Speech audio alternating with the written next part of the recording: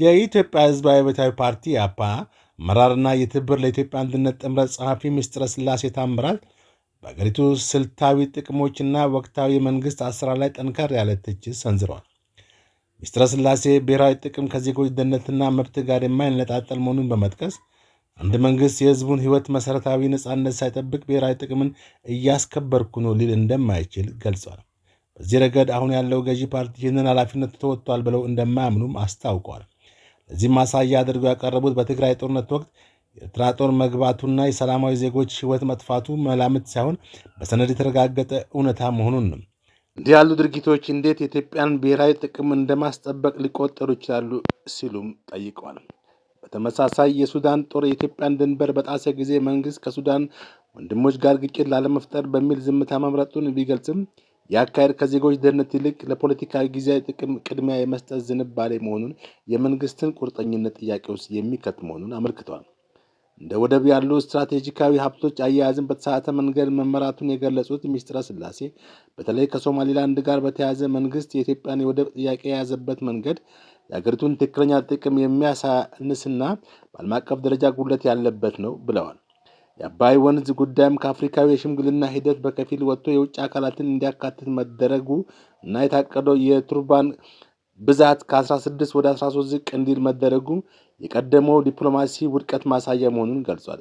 እነዚህ ውሳኔዎች በሰላማዊና በዲፕሎማሲያዊ መንገድ ሊፈቱ ይችላሉ የነበረ ቢሆንም እድሎች ሳይጠቀሙባቸው ቀርቷል ሲሉ ወቅሰዋል። ብሔራዊ ጥቅም መከበር ያለበት በመርህ ላይ በተመሰረተ ዲፕሎማሲያዊ መሆኑን የገለጹት ምስጢረ ሥላሴ የኢትዮጵያ ወጣቶች በሚገደሉበትና በሚፈናቀሉበት ሁኔታ ጦርነትን የምትችልበት አቅም እንደሌላት ገልጸዋል። የዜጎች ደህንነት፣ የመንቀሳቀስ ነጻነትና መሰረታዊ ፍላጎቶች ቅድሚያ ሊሰጣቸው እንደሚገባ አጽንኦት የሰጡት አመራሯ እነዚህን ጥበቃዎች በሌሉበት የሀገሪቱ ስልታዊ ሀብቶች ለጥቅሟ እየዋሉ ነው የሚለው መከራከሪያ ባዶ ነው ብለዋል።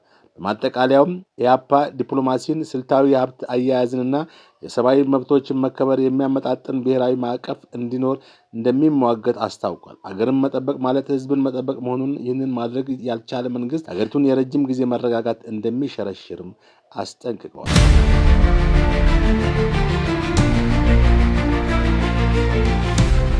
ይህ በእንዲህ እንዳለ ሰሞኑን በምርጫ ጉዳይ ባደረግነው ክርክር የህዝብ ጥያቄዎችን በድፍረት ማንሳታችንን በመጥቀስ አክብሮታቸውን እየገለጹልን ያሉ ኢትዮጵያውያን ብዙ መሆናቸውን ተመልክቻለሁ ትላለች ምስጢረ ሥላሴ ታምራት። በዚህ ክብራችሁም ከልብ አመሰግናለሁ በማለትም ገልጻለች። ሆኖም እኔ ከኢትዮጵያ ህዝብ ጥያቄዎች ብዛትና አንገብጋቢነት ጋር ተያይዞ ከተሰጠው ጊዜ አንጻር በበቂ ሁኔታ አንስቼ ሞግቻለሁ ብዬ አላስብም።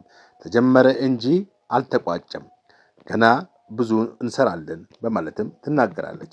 እኔና ፓርቲ የኢትዮጵያ ህዝብ ብዙ ጥያቄዎች እንዳሉት እንረዳለን። እነዚህን እንደ ዜጋ የእኔም እንደ ፓርቲም የጋራችን የሆኑትን ጥያቄዎች ባገኘነው ዕድል ሁሉ ለማንሳትና ለመሞገት እንደምንቀሳቀስ አረጋግጥላችኋለሁ። ውድ ኢትዮጵያውያን፣ የኢትዮጵያ ጥያቄዎችን የሚመለሱት በጠነከረ ትግል እንደሆነ እናምናለን።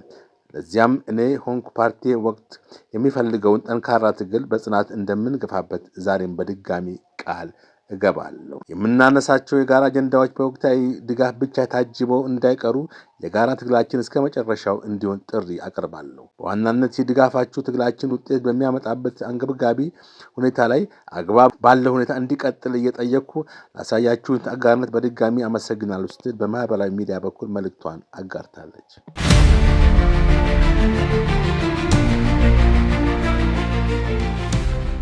ይህ በዚህ እንዳለ የብልጽግና ፓርቲ የህዝብና ዓለም አቀፍ ግንኙነት ዘርፍ ሚኒስትር ዴኤታ የሆኑት ፈዲላ ብያ ለምስጢረ ሥላሴ ምላሽ ሰጥተዋል።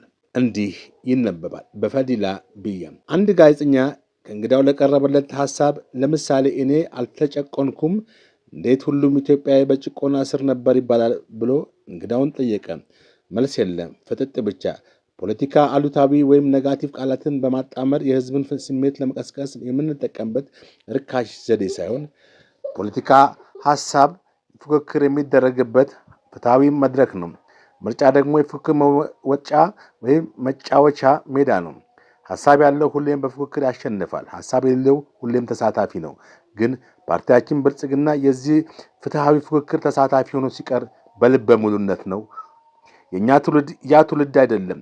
በ1960ዎቹ ቆሞ በቀረ የፖለቲካ ሐሳብ የሚታለል ተሻግሮ መሄድ የማይችል የፖለቲካ አቋም እስረኛ አይደለም። የኛ ትውልድ ዓለም በመተግበር ያቆመቻቸውን ፍልስፍናዎች እንደ ቅዱስ መጽሐፍ ሙጭጭ ብለው ከስም ውጪ ያወረሱትም ሆነ የወረሱት ሌላ በሌላቸው ቆመቆሮች የሚመረዝ ትውልድ አይደለም። የኛ ትውልድ የኛ ነው። የመደመር ትውልድ ነው። ተስፋ ያለው ዓላማ ያነገበ የበለጸገች ኢትዮጵያን ለመፍጠርም ቆርጦ የቆመ ዘመኑን የሚመጥን ስምና ግብር ያለው ትውልድ ነው። በእኛ ትውልድ ያንን የድሮ ዘመን ጨዋታ መጫወት አይቻልም። ቢሞከር እንኳን ታዛቢ እንጂ ተዋናይ ትውልድ የለም። ፍትህ፣ ልማት፣ እኩልነት፣ ብልጽግናና ታላቅነት ተጠቅልለው በመደመር ትውልድ ህልም ውስጥ ገብተዋል። የ8 ዓመቱ ብልጽግና የ80 ዓመቱን ጉስቁልና አሽቀንጥሮ የጣለ በመፍጠንና በመስፈንጠር ወደ ብልጽግና ተምሳሌ እየተጓዘ ይገኛል። ይህን ጉዞ ለማደናቀፍ ከያቅጣጫው የሚነሱ አቧራዎች ቢኖሩም የምንተክለው አሻራ ስለሆነ ለትውልድ ይተላለፋል። የነገው ትውልድ በኩራት ያስቀጥለዋል። ኢትዮጵያ ወደ ተምሳሌት ሀገር ይላል ጸሐፊ በፈዲላ ብያ። ለዕለቱ የያዝናቸው ዜናዎች እነዚህ ናቸው። ከሪያሊቲ ሚዲያ በሌሎች ዜናዎች እስክንመለስ ድረስ ሰላም ቆዩን እያለን የሪያሊቲ ዩቲዩብ ቻናልን ሰብስክራይብ በማድረግ አዳዲስ ዜናዎችንና ትንታኔዎችን ያገኙ እያለን ሰላም ቆዩን።